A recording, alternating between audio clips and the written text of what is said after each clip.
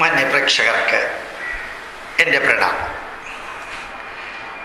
നമ്മുടെ സിനിമാ നടൻ മുകേഷിനെ കുറിച്ചും ഇന്നോസെൻറ്റിനെ കുറിച്ചും ഒരു സന്ദേശം വാട്സപ്പ് വഴി ലഭിക്കുകയുണ്ടായി. അതിൻ്റെ തുടക്കം ഇങ്ങനെയാണ്.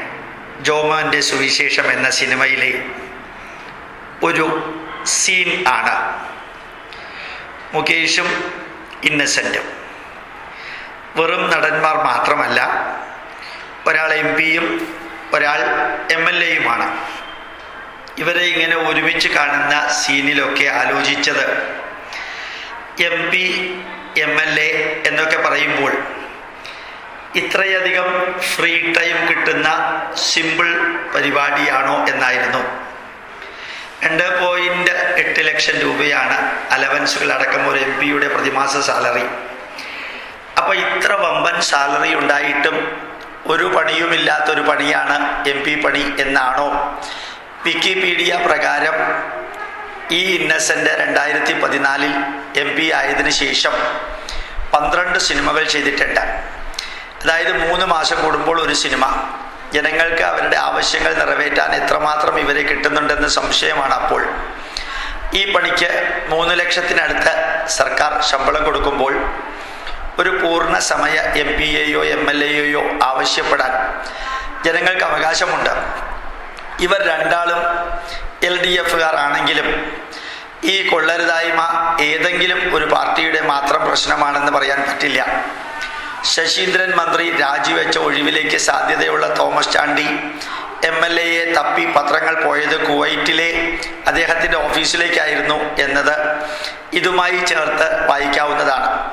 വാസ്തവത്തിൽ ഇത് മാത്രമല്ല ഈ പോസ്റ്റ് ഇടാനുള്ള പ്രേരണ. ഒരു മാസം മുമ്പ് സംസ്ഥാന ചലച്ചിത്ര അവാർഡ് പ്രഖ്യാപന സമയത്ത് ഒരു പ്രകോപനവുമില്ലാതെ മുകേഷിൻ്റെ ഒരു പ്രസ്താവന വന്നു.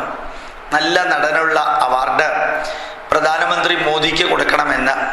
ഇങ്ങനെ ഒരു MLA ജീവിച്ചിരിപ്പുണ്ടെന്ന് ജനങ്ങളെ അറിയിക്കാൻ ഒരുപക്ഷെ അദ്ദേഹത്തിന് മറ്റു മാർഗങ്ങളുണ്ടാവില്ല. കേരളത്തിൽ ഒരു സെറ്റപ്പ് അനുസരിച്ച് അതാണല്ലോ ഏറ്റവും എളുപ്പ വഴി. ഒരു ദിവസം പോലും ലീവ് എടുക്കാത്ത, ദീപാവലി എന്നോ ദസറയെന്നോ ഇല്ലാതെ ദിവസവും 15 മണിക്കൂറിലധികം രാജ്യത്തിന് വേണ്ടി ഓടി നടന്ന് പണിയെടുക്കുന്ന ഒരാളെക്കുറിച്ച് ഇങ്ങനെ പറഞ്ഞ മാന്യൻ്റെ യോഗ്യത നോക്കാം. 2016 MLA ആയതിനു ശേഷം 4 സിനിമകളിൽ അഭിനയിച്ചു കഴിഞ്ഞു. പിന്നെ ബഡായി ബംഗ്ലാവ് പോലെയുള്ള ദിവസേനയുള്ള TV പ്രോഗ്രാമുകൾ വേറെ. നിയോജക മണ്ഡലത്തിലെ ജനങ്ങൾക്ക് തെരഞ്ഞെടുപ്പിന് ശേഷം തങ്ങളുടെ MLA-യെ കാണാനില്ലെന്ന് പോലീസിൽ പരാതി കൊടുക്കേണ്ടി വന്നു. വാർത്ത കമൻറ്റിൽ.